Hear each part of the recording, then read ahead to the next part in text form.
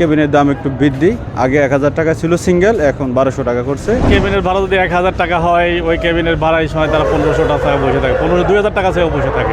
এখানে আমরা কেবিনের জন্য আসছিলাম আগামীকালকে যাওয়ার জন্য, তাও পাচ্ছি না।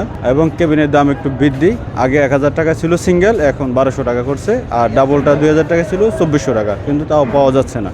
আমাদের তো এখন ঈদের সময় কোরবানি দেওয়ার পরে মানুষের টাকা পয়সা শেষ হয়ে যায়, কিন্তু এখন একটু ভাড়া বৃদ্ধির কারণে আমাদের সাময়িক অসুবিধাটা হচ্ছে। আমার দাবি হচ্ছে সবসময় ভাড়াটা সমান থাকুক, এবং গভর্নমেন্ট তো আপনার ঈদ কুরবানি সমস্ত ভাড়ার তাদের কস্টিং হিসাব করে একটা ভাড়া রিজার্ভ করে দেয়, সবসময় একই থাকা উচিত।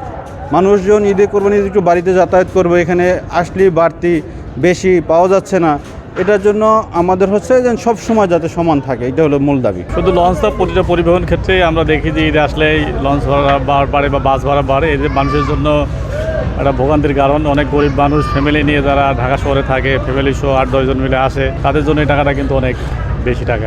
যেমন মনে করেন একটা কেবিনের ভাড়া যদি 1000 টাকা হয়, ওই কেবিনের ভাড়া এই সময় তারা 1500 টাকা বসে থাকে, 2000 টাকা চেয়েও বসে থাকে, যার কাছে যেমন নিয়ে পারে আর কি।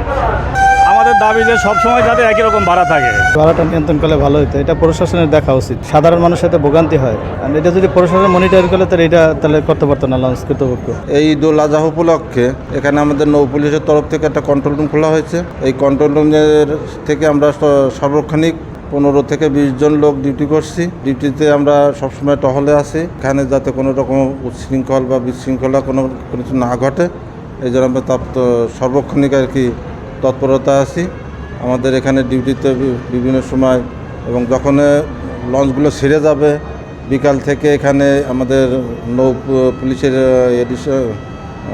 ওসি স্যার, সার্কেল স্যার, ঊর্ধ্বতন যে কর্মকর্তা আছে তারা সবসময় তদারকি করেন, এখানে যাতে কোনো রকম অপ্রীতিকর কোনো ঘটনা না ঘটে, এই জন্য আমরা সর্বক্ষণ তৎপরতায় আছি।